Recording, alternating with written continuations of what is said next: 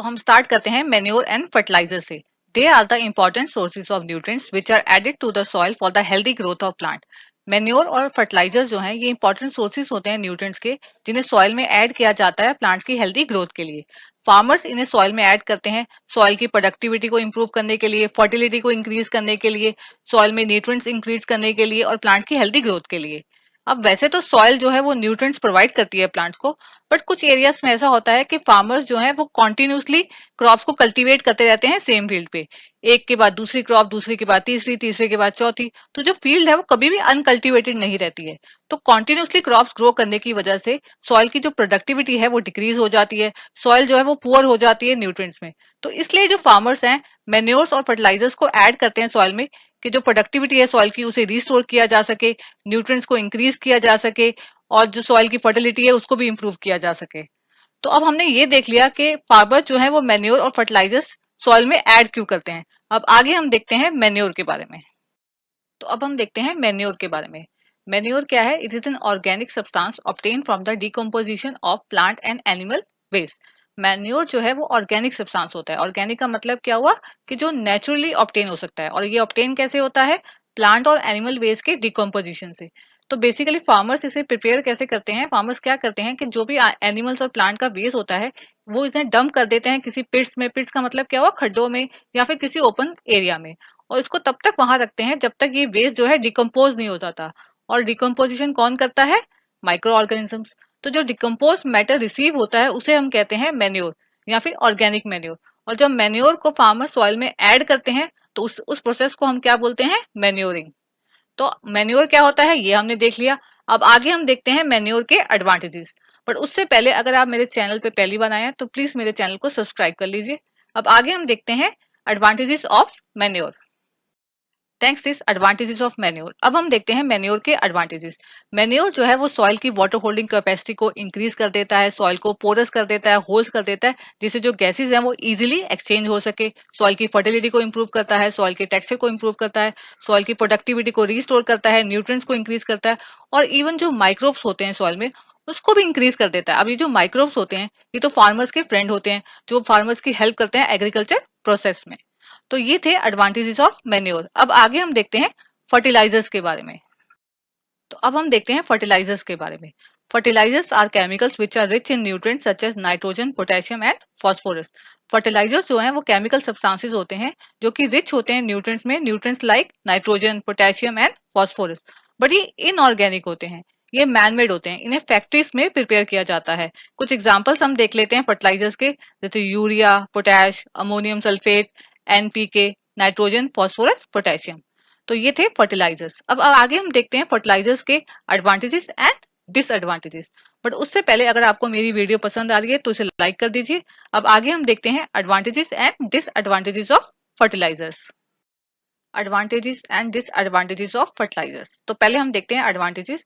जो फर्टिलाइजर्स हैं ये बहुत जल्दी प्लांट न्यूट्रिएंट्स प्रोवाइड कर देते हैं, सॉइल की फर्टिलिटी को रिस्टोर कर देते हैं, उसकी प्रोडक्टिविटी को इंक्रीज कर देते हैं, और इवन जो फर्टिलाइजर्स हैं ये बहुत इजीली एब्जॉर्ब हो जाते हैं प्लांट से। प्लांट्स इनको बहुत इजीली एब्जॉर्ब कर लेते हैं। ये इजी होते हैं हैंडल करने के लिए, ट्रांसपोर्ट करने के लिए, क्योंकि जो फर्टिलाइजर्स हैं वो बैग्स में आते हैं। और इवन इन्होंने कई क्रॉप्स की जो प्रोडक्टिविटी है उसे इंप्रूव कर दिया, उसे इंक्रीज कर दिया है। क्रॉप्स लाइक व्हीट और मेज, इनकी प्रोडक्टिविटी को बहुत इंक्रीज कर दिया है। बट फर्टिलाइजर्स के कुछ डिसएडवांटेजेस भी हैं। डिसएडवांटेजेस क्या है कि जो अगर हम फर्टिलाइजर्स का ज्यादा यूज करें तो ये सॉइल को लेस फर्टाइल भी कर देते हैं। और इवन इन जो मेन डिसएडवांटेज है फर्टिलाइजर्स का वो ये है कि इनसे वाटर पॉल्यूशन होता है। फर्टिलाइजर से वाटर पॉल्यूशन होता है, जबकि मैन्योर जो है वो बिल्कुल पॉल्यूशन फ्री होते हैं। उनसे उनका कोई भी हार्मफुल इफेक्ट नहीं होता, ना तो सॉइल पे और ना ही एनवायरमेंट पे। और फर्टिलाइजर से वाटर पॉल्यूशन होता है। इसके अलावा और भी कुछ डिफरेंसेस हैं मैन्योर और फर्टिलाइजर्स में, वो देखते हैं हम आगे। Difference between manure and fertilizers. तो अब हम देखते हैं मैन्योर और फर्टिलाइजर्स के बीच में डिफरेंस। जो मैन्योर होते हैं they are natural substance obtain by decomposition. Manure जो है वो नेचुरल सब्सटेंस होते हैं, ऑब्टेन कैसे होते हैं? प्लांट्स और एनिमल वेस्ट के डिकम्पोजिशन से। जबकि जो फर्टिलाइजर्स हैं दे आर मैनमेड इनऑर्गेनिक, ये मैनमेड होते हैं, इनऑर्गेनिक होते हैं। और जो मैन्योर है they are not very rich in nutrients, ये ज्यादा रिच नहीं होते न्यूट्रिएंट्स में। बट जो फर्टिलाइजर्स हैं they are rich in nutrients, and nutrients like nitrogen, potassium, phosphorus, ये बहुत ज्यादा रिच होते हैं न्यूट्रिएंट्स में। और न्यूट्रिएंट्स कौन से? Nitrogen, potassium, phosphorus. अब ये जो मैन्योर्स हैं they can be prepared in the field. इन्हें कहाँ प्रिपेयर किया जाता है? फील्ड में बनाया जाता है, क्योंकि जो फार्मर्स हैं वो क्या करते हैं, एनिमल और प्लांट वेस्ट को डंप कर देते हैं या किसी खड्डों में या फिर किसी ओपन एरिया में, तो इनको फील्ड में बनाया जाता है। जबकि जो फर्टिलाइजर्स हैं they are prepared in factories, इनको फैक्ट्रीज में बनाया जाता है। मैन्योर जो होते हैं they provide a lot of humus to the soil. ये बहुत सारा ह्यूमस प्रोवाइड करते हैं सॉइल को, क्योंकि ये प्लांट और एनिमल वेस्ट से डिकम्पोजिशन से बनते हैं, तो ये बहुत सारा ह्यूमस देते हैं सॉइल को।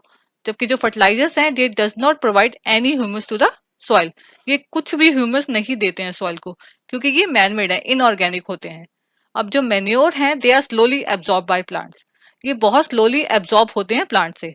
जबकि जो फर्टिलाइजर्स हैं they are easily absorb by the plants. Plant जो है बहुत इजिली इनको एब्जॉर्ब कर लेती हैं। तो ये थे कुछ differences between manure and fertilizers. तो मैन्योर और फर्टिलाइजर्स के बारे में तो हमने डिस्कस कर लिया।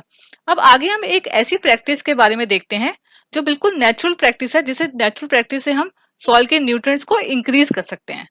तो वो क्या है, देखते हैं आगे। Next topic is crop rotation. Crop rotation वो प्रैक्टिस है जिसमें नेचुरल तरीके से सॉइल में न्यूट्रिएंट्स इंक्रीज किए जा सकते हैं, सॉइल की फर्टिलिटी को इंप्रूव किया जा सकता है। तो ये क्रॉप रोटेशन होता क्या है? It is a practice of growing different types of crops alternatively on same field. Different types of crops को ग्रो करना सेम फील्ड पे, लेकिन ऑल्टरनेटिवली। जैसे फार्मर ने अगर पहले कॉर्न की क्रॉप को ग्रो किया, तो कॉर्न की क्रॉप को हार्वेस्ट करने के बाद अब फार्मर को कोई डिफरेंट क्रॉप लगानी पड़ेगी। तो फॉर एग्जाम्पल उन्होंने बीन्स की क्रॉप को ग्रो किया, तो क्रॉप्स तो डिफरेंट है ही, बट इनकी जो न्यूट्रिशनल डिमांड है वो भी डिफरेंट है। तो डिफरेंट क्रॉप्स तो होनी ही चाहिए, लेकिन उनकी जो न्यूट्रिशनल डिमांड है वो भी डिफरेंट होनी चाहिए, तभी क्रॉप रोटेशन प्रैक्टिस जो है वो सक्सेसफुल हो पाएगी। अब ये जो कॉर्न की क्रॉप है, इसे अपनी ग्रोथ के लिए नाइट्रोजन चाहिए होता है, तो ये मैक्सिमम नाइट्रोजन जो होता है सॉइल में उसे यूज कर लेती है। तो सॉइल में जो है बिल्कुल लेस क्वांटिटी में नाइट्रोजन रह जाता है। अब उसके बाद उसको हार्वेस्ट करने के बाद फार्मर ने क्या किया, बीन्स की क्रॉप को ग्रो कर दिया। अब बीन्स की क्रॉप को नाइट्रोजन नहीं चाहिए होता, वो डिफरेंट न्यूट्रिएंट को यूज करती है, बट उसका एक बेनिफिट है, वो नाइट्रोजन को रिटर्न कर देती है सॉइल में। वो कैसे, वो मैं आपको आगे बताती हूँ। तो पहले हम देखते हैं क्रॉप रोटेशन के एडवांटेजेस क्या हैं।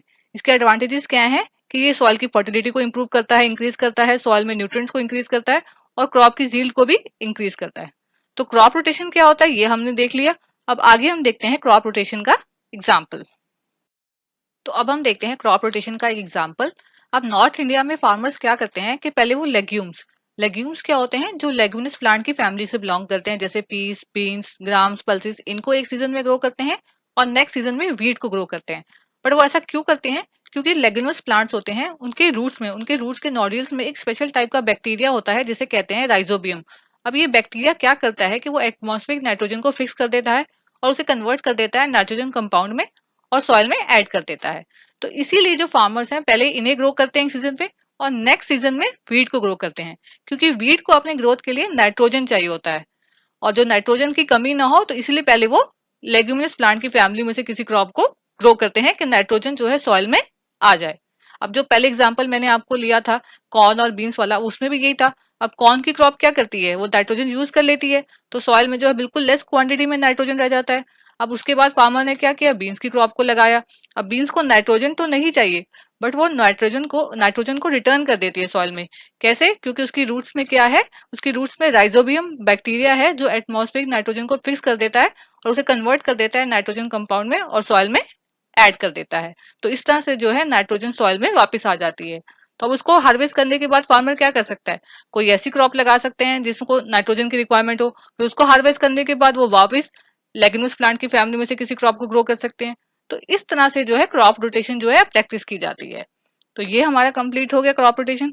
अगर आपको कोई भी डाउट हो तो प्लीज मुझे कमेंट करके जरूर बताएं, और अगर आपको मेरी वीडियो पसंद आई हो तो अपने फ्रेंड्स के साथ शेयर करें।